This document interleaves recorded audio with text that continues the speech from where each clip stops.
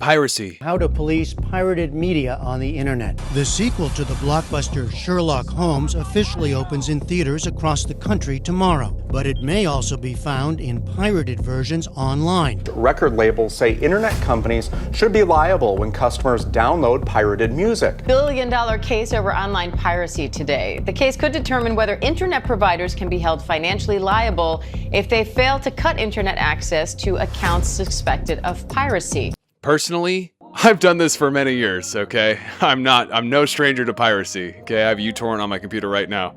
I have used piracy in so many different ways, and mostly because I was a child. I used to be the kid that wanted to make a YouTube channel, and when I was 14, I didn't know how to get an editing software. I couldn't pay for stuff like this. So you know what I did? I pirated it. I pirated video games. I've pirated TV shows. I've pirated SpongeBob. I pirated Rick and Morty. I pirated Call of Duty. I pirated everything. I used to inject stuff when I was trying to boot Call of Duty. Almost everybody has. Anyone with an inclination of how computers work. If you know anything about a computer, then you know how to do it. But I realized something. Piracy's a lot worse than it used to be, and a lot more people are doing it. It's actually becoming a lot more popular than before. And the question is, why are they doing it? And that's what we're trying to figure out today. Why is piracy so rampant? Back in the 70s and 80s, when computers were first coming out, they would burn floppy disks and copy them around. So let's say I had Doom 2, okay, back in the day, and you were one of my good friends, and I bought the disc, or the floppy disk, from a store. I would copy it and send it over to you. It wasn't something that people did because they were trying to stop billionaires or stop these big corporations. It's just something that people did normally. This was like culture. Software used to be passed around. But, you know, of course, as software became a big deal, companies like Microsoft and whatnot, and this software was commercialized, so was the protection around it. These discs had to make sure that, you know, you purchased the item. You had to go into a manual to find a physical code to make sure that you bought the disc. And of course, right after that happened, people figured out a way to break all that and hack that. Once the internet became a thing, we had something that was crazy. We had Napster.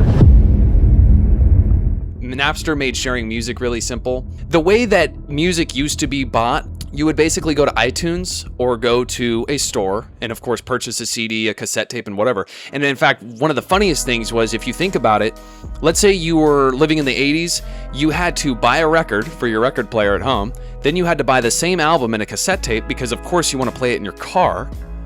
So you had to actually buy the album multiple times if you really liked a certain album. The world of commercial music never actually caught up to the way that things were going on the internet. And so that's where Napster came in. Napster was this place where you could get 90s music delivered straight to your computer, and then you would download that into your iPod or whatever. And it was free, but it's not like people weren't stealing it because they hated these companies like Apple or hated these music labels. They were doing it because it was so ridiculous. It's so ridiculous to go, you want to buy a song on iTunes? Oh, great, that's $4. One song.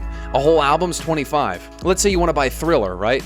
Thriller is an awesome album, but what if you only like one song? So the song is $3? That's ridiculous. And so that's why things like Napster came around. And of course, after that shuts down, there's going to be a lot more like LimeWire. And then something else happened. Then there was BitTorrent. BitTorrent actually is not illegal at all. Places like BitTorrent or uTorrent, it's a way of, they call it seed file sharing. So when you download something, basically there's no real server involved. Whoever downloaded it previously, you would take a little bit of their internet to download it into your computer. Probably the dumbest thing. Somebody could even explain how it works, but that's coming off the dome. Places like BitTorrent and uTorrent now made movies and now made TV shows able to share. And then the most infamous name of all piracy, the Pirate Bay. In 2003, the Pirate Bay not only captured the lives of millions who wanted to pirate, but it did it in the easiest way possible. I read up on these guys. These guys were like millionaires, dude. Every government wanted to shut them down. The only government that wouldn't shut them down is Sweden. And so guess where they lived? In Sweden. They were trying to get away from the FBI every chance they could. It's undeniable how impactful the Pirate Bay was to anyone who was pirating movies, shows, music, whatever. Of course, we know that piracy never really has died.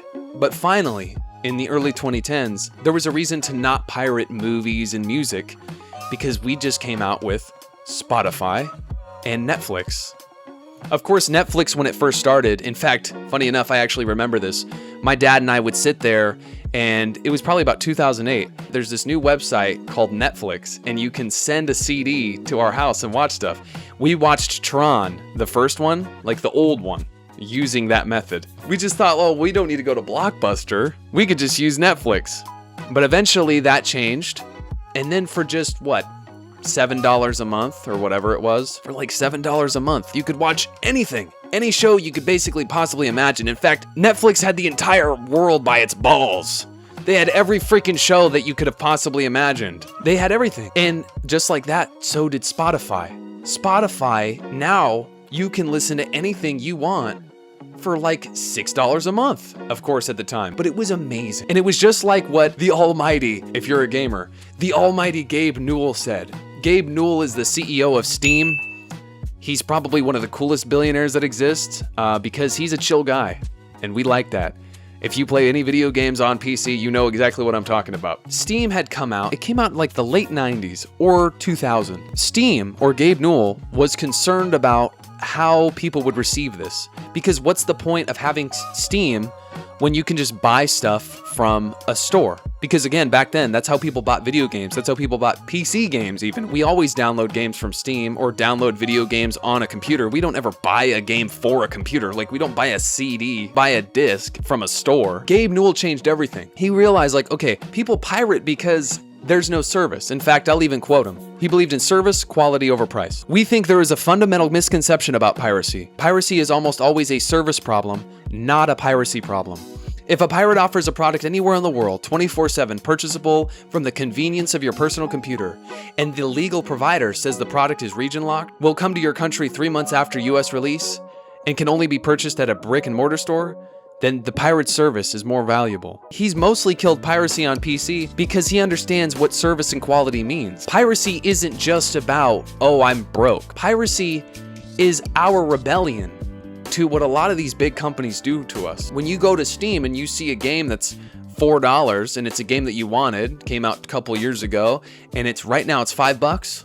Oh, great, easy, PayPal, boom, load it up. Now I got the game.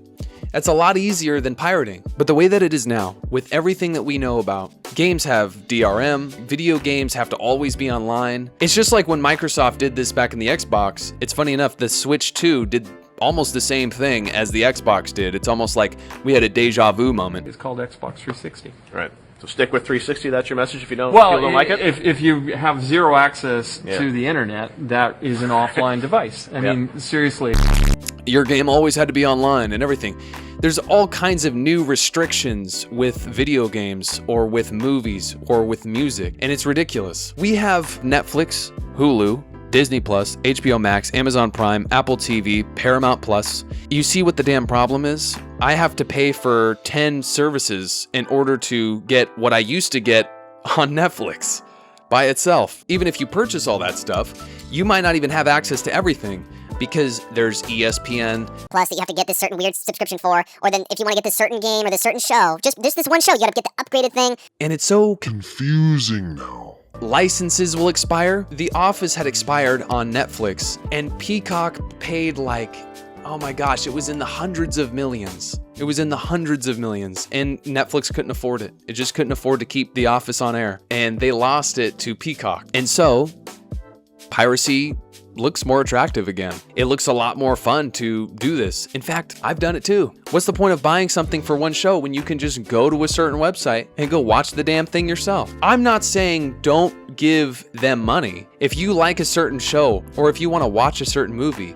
I can understand if you like 5 or 10 TV shows that a certain platform has, then yeah, pay for the subscription for it. That's the problem with the way services are. And so just like Gabe Newell said, it's a service problem. There's no quality anymore about it.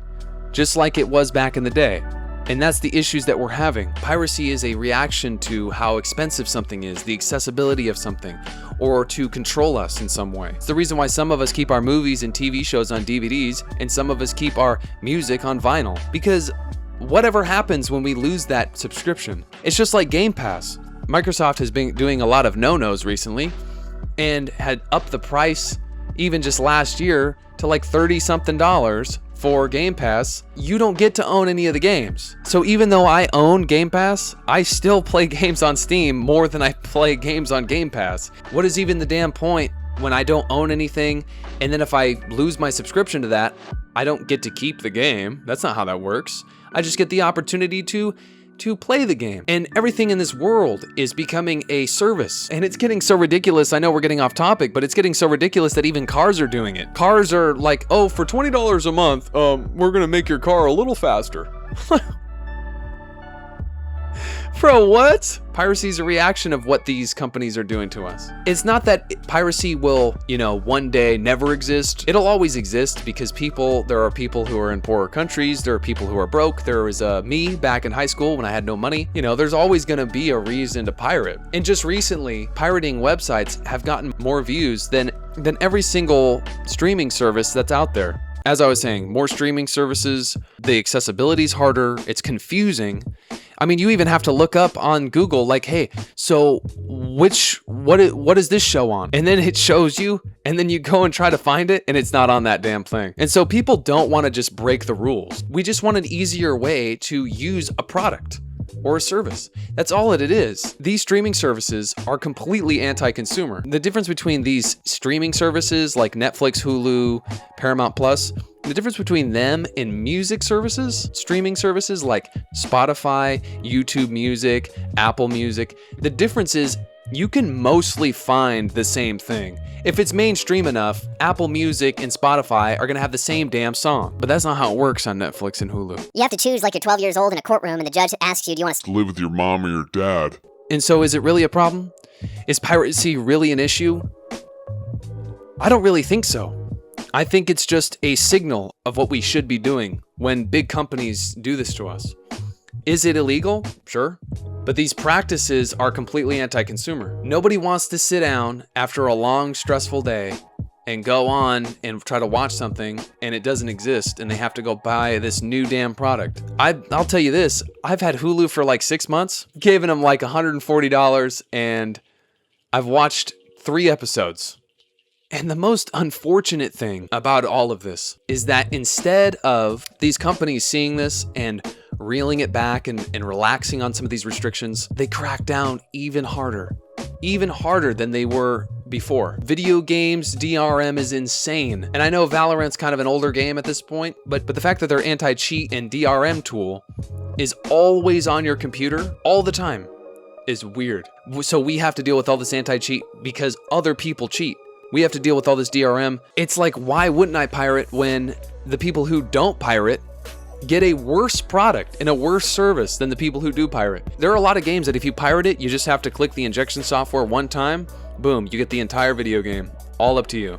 You just can't really go online. But if you buy the game, you have this anti-cheat software, you got this DRM software, you got all this software. Even on Netflix, if you're watching it from your computer, they have a lower bit rate and make it not as clear as if you were on a TV. You're still not getting as good an experience on a computer as you would be getting if you used their locked down system. You are being punished for paying. That's the only way to interpret this. Because they don't want you to pirate. So they're just not letting you have the quality you deserve. If you guys are gonna do this to us, we're gonna do it to you. Anyway, if you're gonna pirate, just pirate responsibly. Don't do what I used to do when I was a kid. Don't install a bunch of weird viruses. Make sure you know what download button's the right one.